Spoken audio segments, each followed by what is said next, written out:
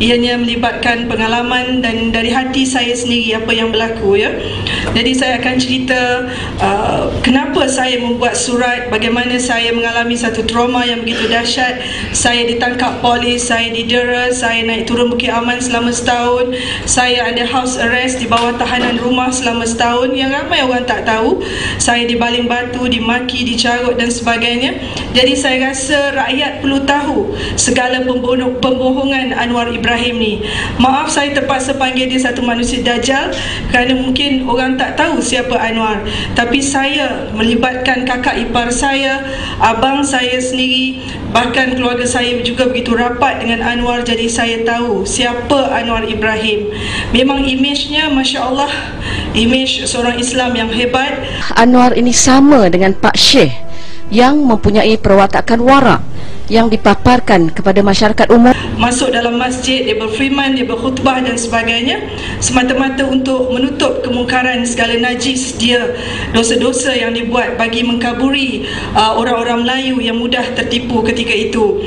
Jadi sebab itu saya merasa terpanggil kerana saya rasa tak sanggup lagi, sebab Anwar ni satu tokoh yang saya kagum satu ketika dulu.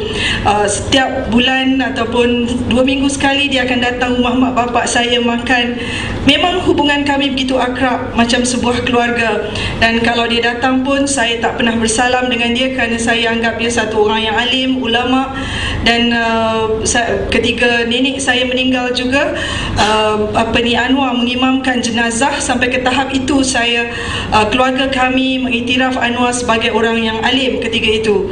Tetapi apabila segala rahsianya terbongkar bermula dengan pembantu rumah yang bernama Atun. Atun adalah pembantu rumah abang saya Azmin. Jadi jangan kita ingat pembantu rumah tak dapat menyumbang sesuatu kepada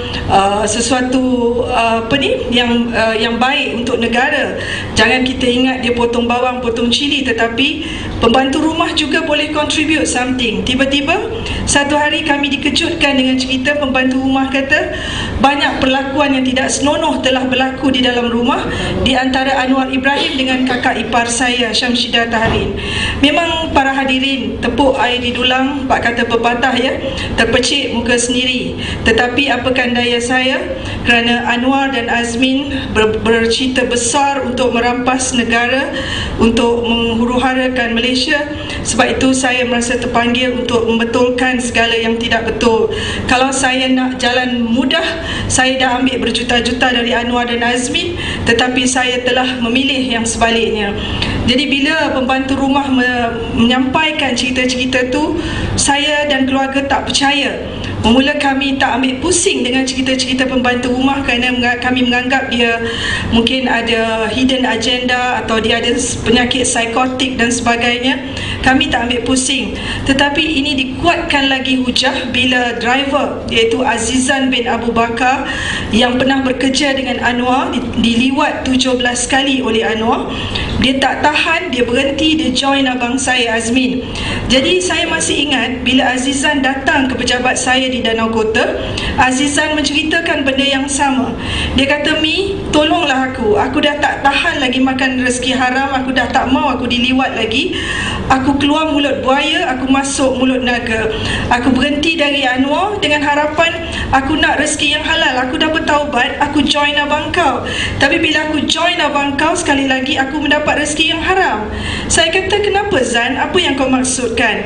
Dia kata, "Setiap minggu aku terpaksa bawa kakak ipar kau untuk buat kerja terkutuk dekat kondo Tivoli Villa di Bangsa." Tivoli Villa secara sulit. Pertemuan tersebut, mereka telah mengadakan hubungan seks. Mula-mula saya kata, "Zan, kau jangan cakap, itu abang aku dan dia kakak ipar aku. Kalau korang nak duit, kalau korang ada motif lain, kalau korang nak duit, korang cakap, tapi jangan buat fitnah." Tetapi apabila dia mampu melakarkan di pelan, dia kata, "Kalau korang tak percaya, tak apa, kumpul adik-beradik dan saksikan setiap hari Rabu pukul 5.30 petang selepas cabinet meeting." Dia kata, "Aku akan hantar kakak ipar kau kepada Nala Karupan." Morning is different, afternoon is different. Malam is ghost means is real looking for womanizer. He is a womanizer. Not one girl or two girl. Every day you want somebody. Tak Nala? Ya. Datuk Nala. Ya. Tokyo Judy Magnum ya, itu merupakan kawan baik kepada Anwar ketika itu. Jadi saya macam tenganga dengan cerita masa tu, kerana bagi saya Anwar, kita tak boleh imagine lah dia jahat masa tu kan. Jadi saya kata tak apa, bagi mengesahkan kesahihan cerita Azizan, dia siap bagi tarikh. Dia kata hari Rabu depan selepas cabinet meeting, kau make sure kau sampai dekat Bangsa pukul 5, sebab in between 5 suku ke 5.30 Nala akan datang ambil Syamsidah. Aku akan turunkan di pintu depan Bangsa Shopping Complex. Engkau kena tunggu dekat pintu belakang Bangsa, sebab Nala akan ambil dia. Jadi bagi memastikan kesahihan cerita Azizan, saya bersama abang saya Azman dan ada dua lagi saksi, maksudnya 5, Zamrah kawan saya dan Nurmala bersama saya, sebab nak masuk ke kondo mewah tu kami perlukan stiker. Jadi kebetulan kawan saya bernama Nurmala ada stiker, ada satu unit di dalam kondo mewah tu. Saya terpaksa mendapatkan pertolongan Nurmala untuk masuk. Jadi berlakulah satu tarikh yang saya sukar lupakan, 30 Jun 1997, setahun sebelum Anwar dipecat.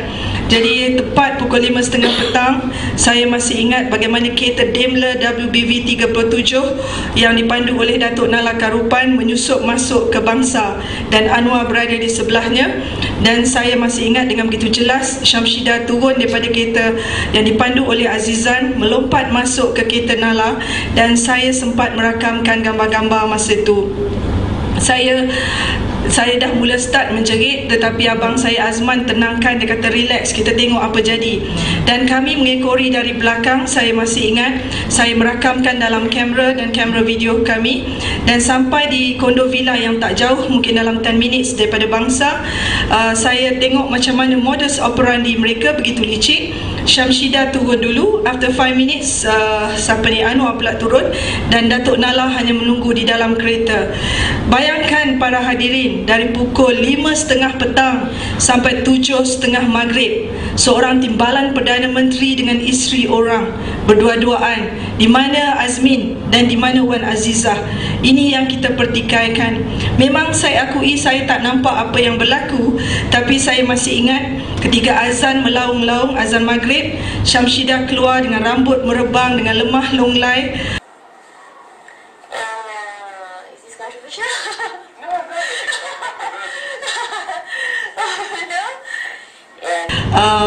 Masuk semula ke dalam kereta. Saya begitu marah, saya menjerit-jerit kerana terlampau marah. Tetapi abang saya Azman telah tenangkan saya. Dia kata kita tak boleh serang dia sebab dia timbalan Perdana Menteri. Mungkin kita akan didakwa di bawah fitnah jenayah dan sebagainya.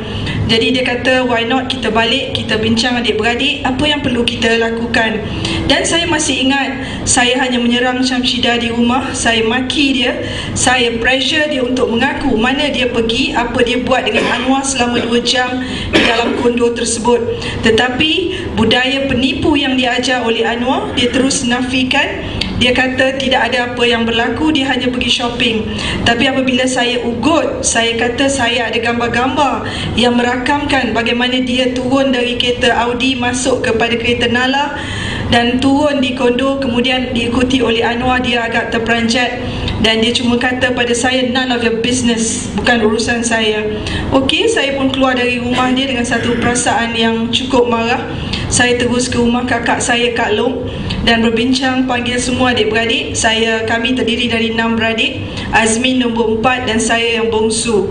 Jadi kami bincang bagaimana nak menyelamatkan keadaan ni. Sebelum tu saya sempat dapat bukti yang lain, kerana diberitahu oleh pembantu rumah setiap malam Anwar akan telefon Syamsidah pukul 12 malam, kadang-kadang bergayut 1-2 jam. Dan saya juga ada menggunakan khidmat merakamkan perbualan tersebut, bagaimana satu timbalan Perdana Menteri merenyeh-renyeh, cakap kotor dengan isteri orang. Jadi saya dengan bukti yang ada, saya pergi ke JPJ, saya dapatkan registration card Nala Karupan, menunjukkan WBV Daimler 37 tu adalah kepunyaan Nala Karupan. Jadi saya kumpulkan semua bukti bersama sijil-sijil saham Syamsidah. Buat makluman, setiap kali bila pink form keluar, Anwar selaku Menteri Kewangan akan bagi begitu berjuta-juta saham kepada Syamsidah. Dan sebab itu saya cabar Azmin, saya cabar Syamsidah, saya cabar Anwar sampai hari ini supaya saman saya.